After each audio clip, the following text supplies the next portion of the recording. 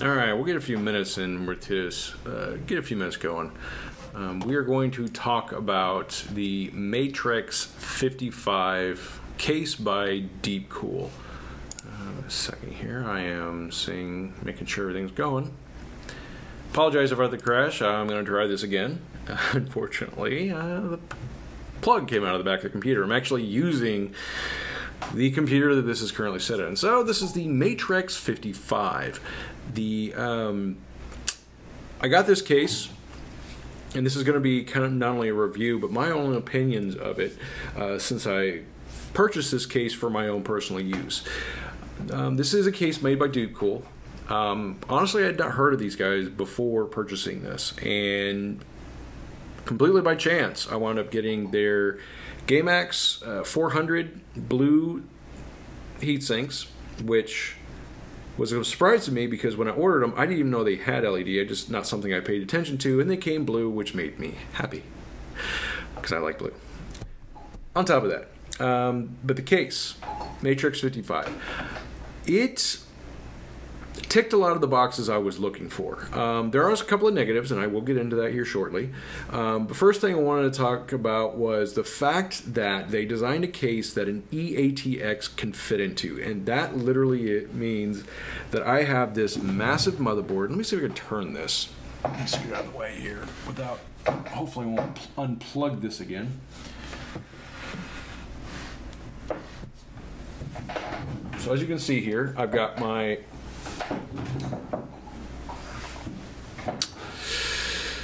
literally got a motherboard that takes about just about every square inch of space inside this case. Now I could fit a couple of good, really decent case fans in the front, but overall, it's a good use of space. You get no, it looks like they were going to, or started the original design. If you look right in there, you can see where the CD-ROM mount would sit. And sorry about the wiggle. But they just didn't seem to do it. Which is fine, actually. It kind of worked out because when I put this motherboard in here, it wouldn't have got a drive. Now, there is enough space a little top. Maybe they could have gave us a space for a 2.5 for like a card reader. But overall, it fits really, really well. You get it does have mounts. You can see right there on the side, and you can see the two down there is where I got screw holes, and I've got my SSD mounted to the back on the inside of the case, and then down below here, I have my two IDE drives. One's my games drive, which is a 3 terabyte Western Digital Black, and then I use a NAS drive, a Western Digital Red, for my large capacity. It's a 4 terabyte, and that's my data drive. And then, of course, it's all being powered by a EVGA 750G2 Supernova. When you're doing a server motherboard like this in a desktop setup, you have to run a power supply. Let me move this over here a little bit better so you can see. You have to run a power supply with dual CPU headers. So therefore, I went with this power supply. It's a modular one, really great power supply. I'll put a link in the description afterwards. And yeah, I'm running an older EVGA 960, but it still works, and this CPU upgrade did me far better than the video card upgrade, which is still a plan down the road. So I was really surprised about the price on this motherboard, because when I picked it up, it was about 40 bucks. And that's an absolute steal for a case that fits an eATX with an actual glass panel. Now, there is a couple of negatives, and let me pull the panel off here, and I can show you how much is my foot still on. Okay, cool. I want to make sure it doesn't fall off. So, nice thing is they give you these nice thumb screws here to get the panel off, and the thumb screws do have a felt on them, so you do not have to worry about scratching the glass. And I've already got my smudgy fingers all over it. Oh, that one just went underneath the case. Do this, move this out of the way. And that just completely blocked the light.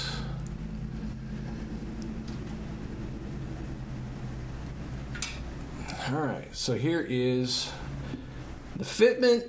The glass is a little bit long, it hangs a little bit low, but overall, you really don't notice it. It's not bad at all. So let me do that, and it is a tinted glass, so it looks really good. So there you can see the nice DeepCool. Try to put this over here so it's nice and safe out of the way. So here is the DeepCool, and I did put a not so pretty gray, but that is a server fan, silent fan. I believe it's an Arctic cooling, rated for 24/7 operation. I've actually used quite a bit of those. I'm sorry, I didn't mean to get my chin all up in your guys' grill. But there is one, I'd have to say one of the major flaws, and I'll show you this right here. And I'm hoping hoping DeepCool sees this. Now you see this gap here on the between the power supply. That is a fair amount of space in between here. Now the gap, okay, let's not. There is no gap between the power supply and the motherboard backplate, or the motherboard plate. Unfortunately, if you really can't see it, but if you really look down in there, and I'll show you in a picture, the hole that you got to get all the cables through are right down in there. Now, I'll show you this here on, where is it at? Here it is. Let me pull this up. So if you look on Matrix's website,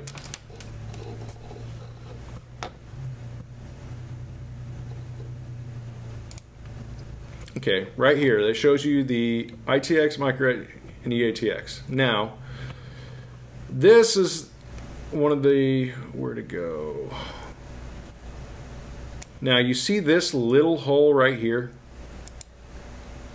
That is what your power supply is supposed to go to. Now, when you design a case that is supposed to be used with water blocks, all of your power leads got to go through this. And much like here, if like I were using water cooling, I would have needed a power supply this big, if not bigger.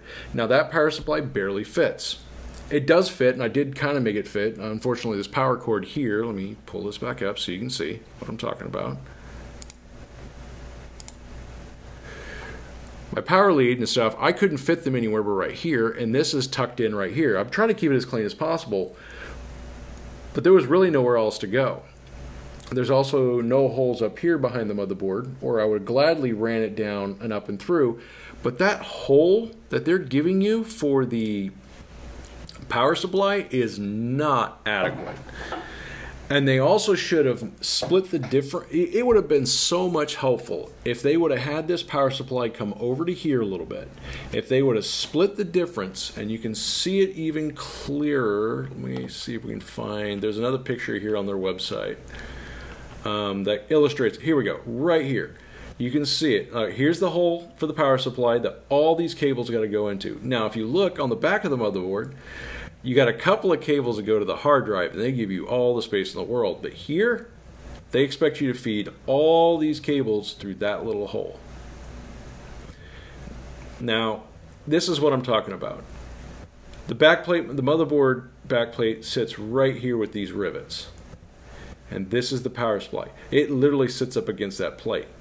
But you got this huge gap on this side. If they had just shifted this over, and I know what it is, they took the standard template of this is where the motherboard goes, this is where the power supply goes, and they threw it in. I'm sorry, you got to tweak it per product. And I think if they would make this case so much better and easier to work with, especially high-end modders, if this power supply was just shifted over a bit and give us that extra room right here and expand this hole over some more. If that hole was over just a 1/4 inch, it would have made it so much easier to get cables through. I was literally using the force by the time I got to the SATA cables. that's the power supply. And like I said, it was a minor issue. It did make things a little bit frustrating, but I did get everything up in there. And overall, it does look good. Now, here is the other, and I'll show you up here. And I think this should be a no-no for every manufacturer, and this is my personal opinion, that you should never, I apologize, I'm trying to look at something. Ooh, wrong one. You should never use a USB 3 header for a single USB port, ever. I think this case would have been so much better if it had had 2 USB 3s and no USB 2s. Or put 1 USB 2 and 2 USB 3s. But I think 2 USB 3s and no USB 2s would have been a far better option than to waste a USB 3 header that can supply 2 USB 3 ports for a single USB plug. To me, that was just kind of a bad design. Other than that, the top is pretty clean. That's really the only 2 negatives I have. I mean, when you look on the price, this is an exceptionally well-made case. The fact that what was it, 40 bucks? You do get the RGB in the front. Like I said, this front piece here, right here, does do RGB. I do not have it hooked up because I do not have an RGB header. I also, with how tight the power cords were, I wasn't going to try to get one more cable through that loom just to feed the 4-pin Molex, as that would have been the only 4-pin Molex plug in this entire case. I would have preferred if they had not used a 4-pin Molex and used a SATA connector. I could have connected it up. But being as they used a 4-pin Molex, and they're not even using, I believe they're only even using the 5-volt lines. No, they're using the 12-volt lines out of the 4-pin Molex, the 12-volt and ground. So I just have it zip tied up. Cable management's really nice. It does have nice zip tie looms all the way up, so I have all my cables plumbed up the back, really nice. But overall, other than the cardinal sin they did with the USB and the design snafu with the power supply, this is a really, really good unit. Like I said, definitely check it out. If you're looking to replace your case and you want something really cost-effective but actually really nice, this is definitely the option. Like I said, it ticked all the boxes for me, and you can. I'll show it again. I'm trying to turn it real slow so I don't have to worry about unplugging anything. You know, this is a dual Xeon EATX motherboard. And I still have room up front to load 3 fans, 320 mils or 80 mils. Honestly, I don't need them for this setup because I've got enough draw with 1 fan in the back, and I'm possibly going to put some fans in the front or up in the top. But the 2 fans drawing air through do a exceptional job, and I don't think I've ever got much more over. This thing, even when I'm rendering videos, it doesn't get that hot. There's plenty of cool air. It's dead silent. I mean, I've got the side panel open, and that's the other thing I was happy about these DeepCools. I may replace the fans with something else. I love the blue, but I don't know. I'm thinking about not having blue at all. Maybe something a little different. I ain't doing RGB. I don't do RGB. I'm not going to do it. But overall, like I said, if anybody's interested in the Matrix 55, definitely check it out. If you guys have any questions, put them in the chat. Definitely ask if if there's anything you're curious about. The overall, I kind of wish. One other thing, and it's just kind of a preference for me, I wish this would have been scooted up a little bit more. just a little bit, but I understand they did this for, and this is my preference, but it's not a legitimate one, I'm going to say, because if someone was going to do water block, a thin water block, I'd have to say, and a fan, they would need this kind of space. But that would have to be, you couldn't do a full rad in this, just for where this is, and this is non-removable. This is riveted in, so you can't remove the hard drive caddy. But you could easily put a thin radiator, with some 80 mil fans, but honestly recommend would be a 2 fan height rad, and have your cables come off, or maybe even stuff down here. But like I said, with a normal motherboard, you're going to be right here. You'll have plenty of room for your thickness and your tank right there. And plenty of, if anything, you can even mount it, because if you notice, you've got quite a bit of space through the top to mount a rad on the very top of the case as well. So you can go very fan crazy with this. Just be forewarned, the power cable routing, sorry about that, didn't mean to bounce that around. Power cable routing will be a bit of a challenge in this case, just for the limited hole they do for the power supply. But if you're careful and I don't have small hands. I got these big meat hooks down in there and got the cables fished through. You just fish through one side and pull them up. But overall, I'm really happy with this case. I've been using it for about a week now, and other than smudgy fingers on it, I really like it. It's the first time I haven't had front I/O other than the USB ports on a computer. First computer I ever had a 5 1/4 floppy, so kind of explains how much I've had I/O. I'm really missing the front USB I/O, so I'm gonna have to buy me a multi-card adapter. So I'm gonna need to order me an external one. But for the most part, you can fit a lot of stuff in this case. I still kind of wish they would have gave us a little space or somewhere to put a 5 1/4 for a multi-card reader. But that's not really the design of this case. But those who are looking to use this case, like I said, be forewarned. If you're not going to use a lot of water cooling or use small stuff with fans in the front, a smaller, more shallow power supply, and you'll be fine. You'll have plenty of space to get to that hole. But if you're using larger power supplies like this, yeah, that hole right there is going to be, be forewarned, it's going to be a bit of a challenge. There was a couple of cables I had to run first before I installed the power supply. So, if you guys have any questions, put them in the chat. Ramble a little bit long, but I figured I needed to cover this case quite a bit. Oh, the heat sinks and fans I have here, and like I said, I have links in the description, but give me a second here. It is the Gamax. Is that what it's called? The Gamax? I'm really not sure. Gamax 400.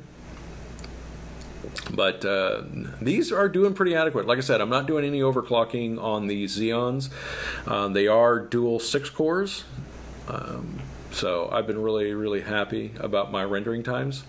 The other reason I got these is these fit the 2011 CPUs I have. So I needed to use these brackets here. But they worked really well. And it's actually, these are all the CPU supports this heat sinks have. That was the other thing, was like it supported so many different heat sinks, and it comes with all the necessary bracketry, exchange out, mount them up. I did not use the supplied thermal paste. I used the Arctic Silver, age-old, tried and true Arctic Silver. Threw those on the heat sinks. So, yeah. This is the MATREXX 55 and the GameX 400 heat sinks and fans, and I got 2 of them, and they seem to be running really well. 1 week of use and not a single complaint. You know, of course I had complaints when I was putting it together, but who doesn't? So, any questions? Put them in the chat.